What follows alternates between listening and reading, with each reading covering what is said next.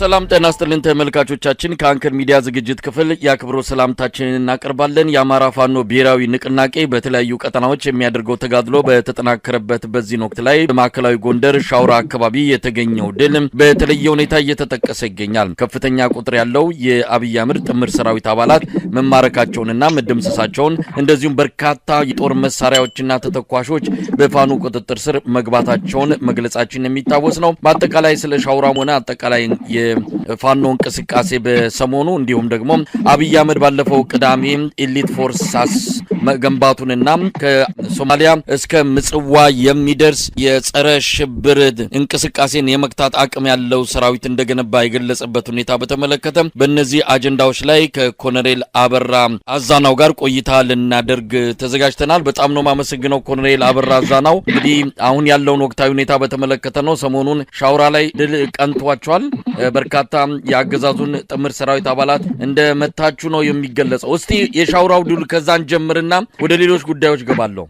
እሺ አመሰግናለሁ። ምንድነው የሻውራ መጀመሪያ ጸደ ማርያም የሚባል ጠላት የተከማቸበት ወይም የጠላት ካምፕ ነበር። ያን የጠላት ካምፕ መጀመሪያ በቁጥጥር ስር ከተደረገ በኋላ በሁለተኛ ደረጃ ምንድነው የተደረገ?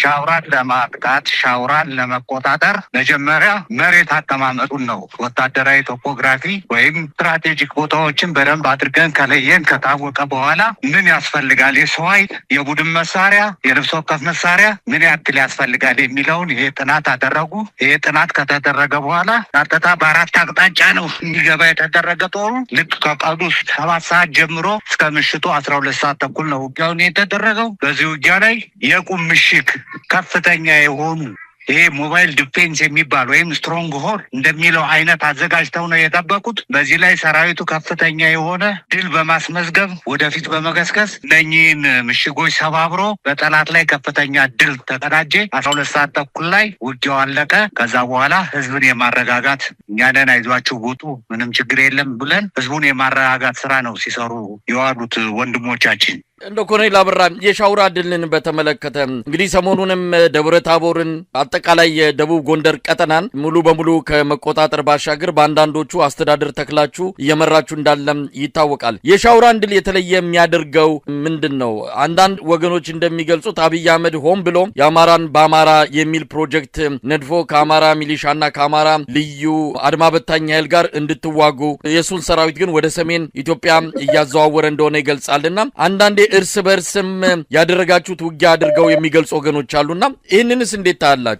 የእርስ በርስ ውጊያማ ምን አለ መሰለ ከመከላከያ አሁን የብልጽግና ወታደር ጋምቶ የእርስ በርስ ውጊያ እያደረግን ነው። እነኚህ ደግሞ የአማራ ጡት ነካሾች ናቸው፣ የእናቱት ነካሾች። ስለዚህ ወዳደሮች ስለሆኑ አብይ ቀኝ እጅ ነን እኛ ነን ይሄን የምናደርግ ነው። ነገር ግን የነሱ ወንድም የነሱ ቤተሰብ የነሱ እህት እናት ሁሉም ቤተዘመዶቹን ነው አጠቃላይ እየጨፈጨፈ ያለ። እኛ እነሱን ልንታገል ለነሱ ነፃ ለማውጣት ሄደን እኛን ውጊያ እንዲከፍትን ያደረገው ይሄ ተላላኪዎች ናቸው፣ ባንዳዎች ናቸው። ስለዚህ ባንዳውን ደግሞ በትክክል ማሳየት አለብን። በወታደራዊ ቋንቋ አነጋግረናቸዋል ጥሩ አድርገን። ከ300 በላይ ነው ክላሽ የተማረከው፣ ጥቁር ክላሽ። ሁለተኛ ዲሽቃ ተማርኳል፣ ስናይፐር ተማርኳል፣ ፒኬም መትረየስ ተማርኳል፣ ሞርተር ተማርኳል። ይሄን ይዞ ነው ወደ ውጊያ ገብቶ የነበር። ከዛ በኋላ ብትንትኑን አውጥተን የፈለገውን ነገር ነው በእኛ ሰራዊት ላይ ድል የተቀናጀን። ሰራዊቱ በጣም ደስተኛ ሆኖ ወደፊት እየገሰገሰ ይሄን ያለው።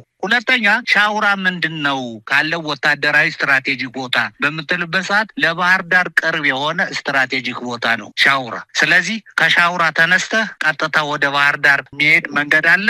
ያንን መንገድ ተከትለ የእግረኛ መንገድ አለ፣ ፒስታ መንገድ አለ፣ የተለያየ ነገር አለ። በተሽከርካሪም በእግርም ተንቀሳቅሰህ ባህር ዳርም በተለያየ አቅጣጫ ላይ መጥወር የምችልበት ቦታ ላይ ነው። በወረታ በኩል ትሄዳለህ። በወረታ ሌላው ጦር ሊሄድ ይችላል። በሻውራ ሌላው ሊሄድ ይችላል። በፍኖተ ሰላም የሚመጣ መንገድ አለ። እንደገና በሌላ ማቅጣጫ አለ። ስለዚህ ባህር ዳር ቀለበት ውስጥ አስገብተህ ባህር ዳር ለመቆጣጠር ከፍተኛ የሆነ ስትራቴጂክ ቦታ ያላት ነች ሻውራ። ኮሎኔል አበራም እንግዲህ ይሄ ድል ከተገኘ ምናልባት 24 ሰዓት አልፎታል። እስካሁን ከተማዋን በእናንተ ቁጥጥር ስር ነው የምትገኘው። እንግዲህ አንዳንድ ነገሮች አሉ። አገዛዙ ከተሞችን ስትቆጣጠሩ በድሮንና በከባ በከባድ መሳሪያ በመደብደብ የእናንተ ከተማ ውስጥ መግባት ለአማራ ህዝብ ስቃይና መከራ ተደርጎ እንዲወሰድ ነው የሚፈልገው። ስለዚህ ያንን ለማስቀረት ብላችሁ አንዳንዴ ከተማ ገብታችሁ ወዲያው የምትወጡበት ሁኔታ አለ። ሻውራስ ያለው ሁኔታ ምን ይመስላል? አሁን ሻውራ ያለው በእኛ ሰራዊት ቁጥጥር ስር ነው ያለው። ግን የሚገርም ትላንት ማታ 4 ሰዓት ላይ ከሌሊቱ ድሮን ጥሏል። ድሮን የጣለው ከተማ ውስጥ ነው። የእኛ ሰራዊት ምንም ነገር የሆነ ምንም የተጎዳ ነገር የለውም። በጣም የሚያሳዝን ህዝብ አስተዳድራለሁ አማራ ህዝብ የመረጠው። አማራ እኮ ለኢትዮጵያ ዋልታና ማገር ነው። እቺ ሀገር ቆማ እንድትሄድ ያደረገን ሀገር ግን አጠፋለሁ አወድማለሁ የመረጠውን ህዝብ ለማጥፋትና ለማውደም የሚንቀሳቀስ መንግስት በመሆኑ ስለዚህ ምንድነው የሆነበት ምክንያት ሌሊት በድሮን ነው እንትን ያደረገው 4 ሰዓት ላይ የደበደበ። ይሄን ድብደባ በእኛ ላይ ምንም ነገር የደረሰ ነገር የለም። በጠላት ላይ ነው። እስካሁን ድረስ በእኛ ቁጥጥር ስር ላይ ነው ያለ ሻውራ።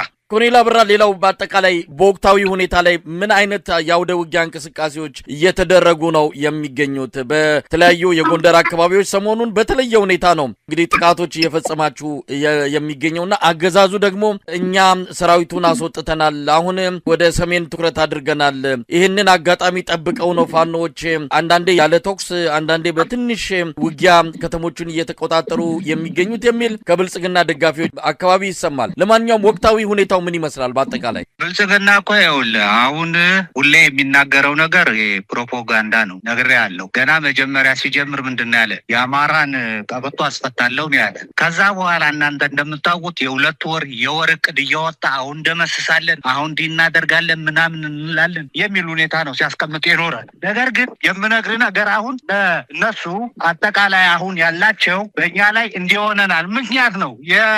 ምንድነው የሚባል የእናቴ መቀነት ምን አለኝ የሚል ሁኔታ ላይ ነው እየተናገሩ ያሉት። እኛ በትንሽ ኃይል አይደለም ያለውን ኃይል ነው። አሁን ሻውራ ብታይ ከ300 400 በላይ ነው የሰው ኃይል የነበረው። ሁለተኛ ምሽጉን ስንሰብር 1 ሻለቃ ሙሉ ነው እንዳለ ያስቀረን። ስለዚህ የነበረው ትንሽ ኃይል ነው የሚለው ነገር ሌላ ነው። ወደዛ ሄዳለሁ ወደ ኤርትራ ውጊያ አደርጋለሁ የሚል ነገር ነው ያለው። በሁለተኛ ደረጃ አሁን ሲናገር ሰምተው በቀደም ዕለት ሐዋሳ በሄሊኮፕተር ኮማንዶና አየር ወለድን እያወረደ በገመድ ኤሊት ፎርስ ገንብቻለሁ ከሶማሌ እስከ ምጽዋ የሚል ነው። ሁለተኛ ዘመናዊ መሳሪያ ታጥቄያለሁ የሚል ነገር ነው ያስቀመጠ። በመሳሪያ ጋጋታ ማንም ያሸንፍ ሀገር የለም። እንደው ኮሎኔል አበራ ወደዛ እመጣለሁ። የሐዋሳውን ንግግር በተመለከተ እርሶም ከስርዓቱ ጋር የነበሩ እስከ ኮሎኔል ማዕረግ ደርሰው ከፍተኛ የወታደራዊ መስሪያ ቤትን ሲመሩ የነበሩ በመሆኑ ስለ ሰራዊቱ ቁመና በደንብ እንደሚነግሩን ተስፋ አድርጋለሁ። ነገር ግን አሁን ባለው የፋኖ እንቅስቃሴ ውስጥ በተለይ እናንተ ባላችሁበት አካባቢ ያለው የመንግስት መዋቅር ፖለቲካዊና ወታደራዊ መዋቅር ምን ይመስላል? ዳግም የሰሜኑን ውጊያ አድርገንም ይሁን ያንን የቤት ስራችንን ጨርሰን ተመልሰን ወደ አማራ ክልል መምጣታችን አይቀርም የሚል የመከላከያ አንዳንድ ሰዎችንም እንደዚሁ ቃል እየሰማን ያለ ነው። ስለዚህ ቁመናችሁ ምን ይመስላል? በአሁን ሰዓት ከተሞችን እያስተዳደራችሁ ነው፣ ውጊያዎችን እያደረጋችሁ ነው፣ ተቀናጅታችሁ በአጠቃላይ የፋኖን ትግል ወዴት እያመራ እንዳለ መግለጽ ይቻል ይሆን? በአሁኑ ወቅት ላይ ሆናችሁ? አዎ መግለጽ እንችላለን። በፊት ነገርኩ እንግዲህ ተለያይተን በነበርንበት ሰዓትም ብዙ ውጊያዎችን አድርገናል። ስለዚህ በዛም ከፍተኛ ድል ነበር ስናስመዘግብ ነበር። አሁን አንድ ከሆንን በኋላ ደግሞ ፖለቲካው በአንድ ነው የሚመራ፣ ሎጂስቲክስ በአንድ ነው የሚመራ፣ ትዕዛዝም የሚመራው በአንድ ነው። በአንድ በመሆኑ ከፍተኛ የሆነ ድል እያስመዘገብን ያለ